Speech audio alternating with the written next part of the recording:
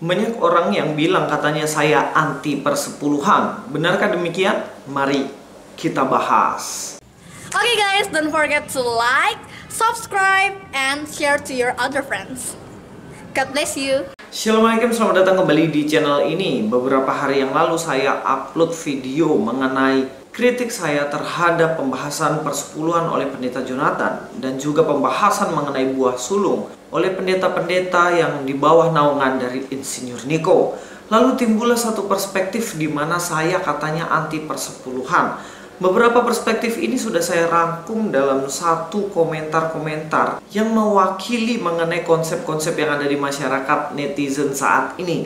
Dan saya ingin menjawabnya satu persatu. Mungkin videonya akan lama karena banyak sekali pertanyaan. Jadi buat kalian yang merasa waktunya nggak ada, ya silahkan di skip aja di bagian yang paling penting. Oke, kita akan lanjutkan ke pertanyaan atau komentar yang pertama. Kenapa Bro Luis ini anti dan rese banget sama khotbah-khotbah tentang duit seperti khotbah buah sulung Pak Pendeta Insinyur Niko, khotbah perpuluhan?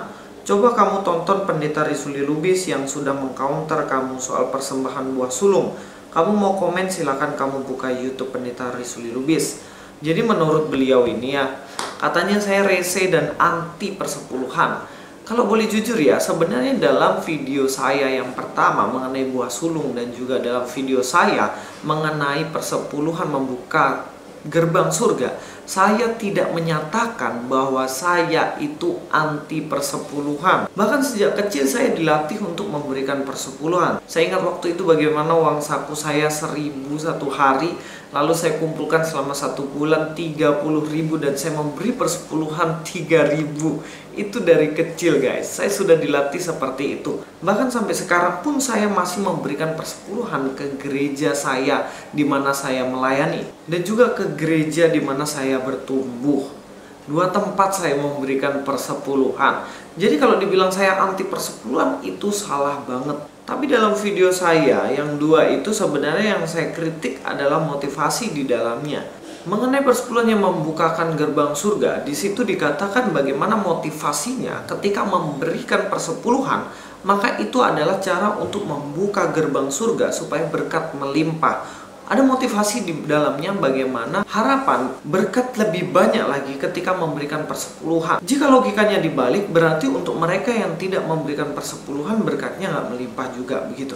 Nah, motivasi inilah yang sebenarnya juga dikritik oleh Tuhan Yesus. Sebab Yesus sendiri tidak menghendaki ketika ada orang yang mengikutnya adalah motivasinya untuk mendapatkan berkat dari Yesus. Dalam Lukas 9 ayat 57-62 itu menceritakan tentang hal mengikut Yesus. Di dalam ayat 57 dikatakan ketika Yesus dan murid-muridnya melanjutkan perjalanan mereka, berkatalah seorang di tengah jalan kepada Yesus, "Aku akan mengikut engkau kemana saja engkau pergi." Nah, dari kalimat ini sangat-sangat rohani ya guys. Siapa yang nggak mau ketika ada orang mengikutnya? Misalnya Anda mengharapkan di gereja ada satu jemaat untuk mengikuti Anda dengan setia, dan jemaat itu mengikuti Anda. Betapa senangnya gitu. Di sini Yesus ketika itu ada orang ingin mengikut Yesus, dan pastilah Yesus senang. Tetapi ada satu statement yang dijawab oleh Yesus kepada orang ini. Apa itu? Di dalam ayat 58 dikatakan Yesus berkata kepadanya, "Serigala mempunyai liang dan burung mempunyai sarang, tetapi anak manusia tidak mempunyai tempat untuk meletakkan kepalanya."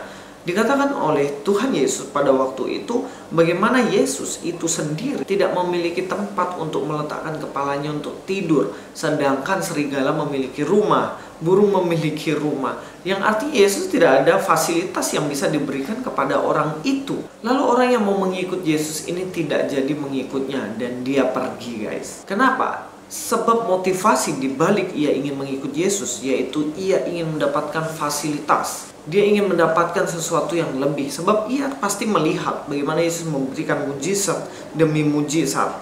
Bahkan ia merubah 5 roti 2 ikan menjadi makanan yang bisa dimakan oleh semua orang pada waktu itu. Bahkan lebih dari 5.000 orang. Tentunya dia ingin mendapatkan fasilitas ini. Di bagian lain, di dalam kitab Yohanes juga dijelaskan demikian. Mari kita akan buka dalam Yohanes pasal 6. Dalam Yohanes 6 ayat 66 dikatakan di situ, mulai dari waktu itu banyak murid-muridnya mengundurkan diri dan tidak lagi mengikut dia. Jadi banyak murid pada waktu itu mengundurkan diri, tidak lagi ikut Yesus. Alasannya tahu nggak guys kenapa? Alasannya itu di ayat yang sebelum-sebelumnya. Di dalam ayat 26 dikatakan, Yesus menjawab mereka, "Aku berkata kepadamu, sesungguhnya kamu mencari aku bukan karena kamu telah melihat tanda-tanda, melainkan karena kamu telah makan roti itu dan kamu kenyang." Jadi ketika ikut Yesus, mereka itu ternyata motivasinya bukan murni untuk ikut Yesus sebagai Tuhan dan Juru Selamat, tetapi ingin mendapatkan kekenyangan. Karena mereka sudah melihat mereka kenyang dengan roti, jadi mereka berpikir akan terus-menerus diberkati oleh Yesus dan kenyang oleh karena roti.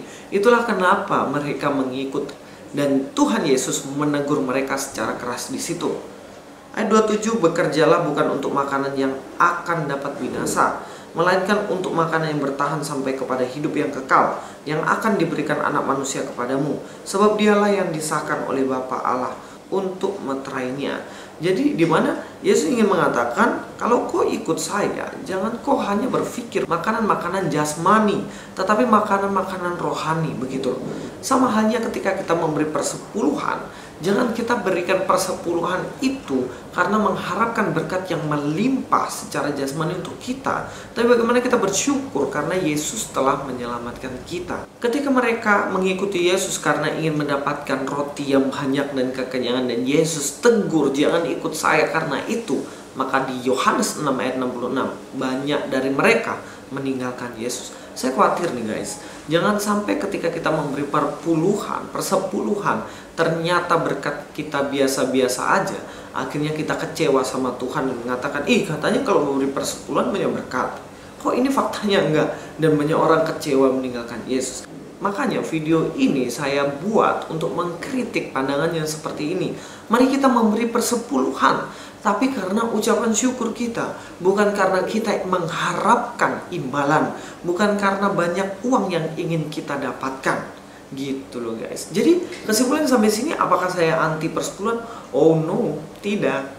Kita juga tetap harus memberikan persepuluhan. Hanya saja motivasi kita harus kita murnikan. Oke, kita akan lanjut ke komenan yang selanjutnya.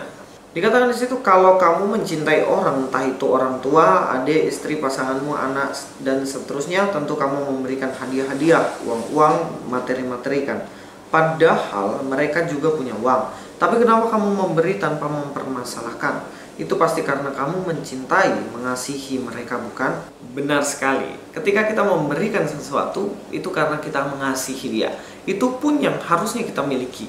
Ketika kita memberikan persepuluhan, itu karena kita mengasihi Allah, dan itu sebagai bentuk ungkapan kita mengasihi Allah, makanya kita memberikan persepuluhan, bukan karena mengharapkan sesuatu. Ketika kita memberikan sesuatu kepada orang lain, mari kita berikan dengan sungguh-sungguh, bukan mengharapkan supaya orang lain itu juga memberikan kepada kita. Itu yang namanya memberi tanpa pamrih. Tapi kalau kita memberi persepuluhan supaya kita diberkati Tuhan, bukankah itu namanya ada pamrih di baliknya? Nah, inilah yang saya kritik. Mohon teman-teman semua memahami hal ini. Perbedaannya ya, antara anti persepuluhan dengan memurnikan motivasi dari persepuluhan. Tuhan Yesus pada waktu itu memurnikan bait Allah, di mana bait Allah dipakai untuk berjualan di situ. Padahal harusnya bait Allah dipakai untuk doa, dan Yesus menghamburkan semuanya. Dia marah, menegur secara keras orang-orang di situ. Bahkan dipakai kata sarang penyamun kepada mereka. Untuk apa? Supaya bait Allah dikembalikan pada fungsinya, yaitu untuk rumah doa.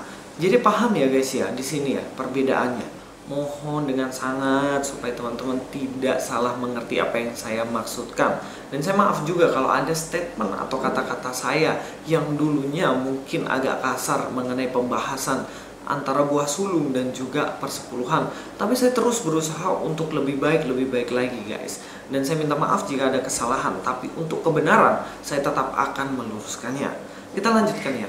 Khotbahnya Pak Jo sama penjelasan Louis nggak nyambung. Louis, kamu harus banyak belajar dulu, jangan cuma jago kritik aja. Satu prinsip yang saya miliki, kalau saya berhenti belajar, maka saya berhenti mengajar. Kenapa saya terus mengajar? Karena saya terus belajar, Pak.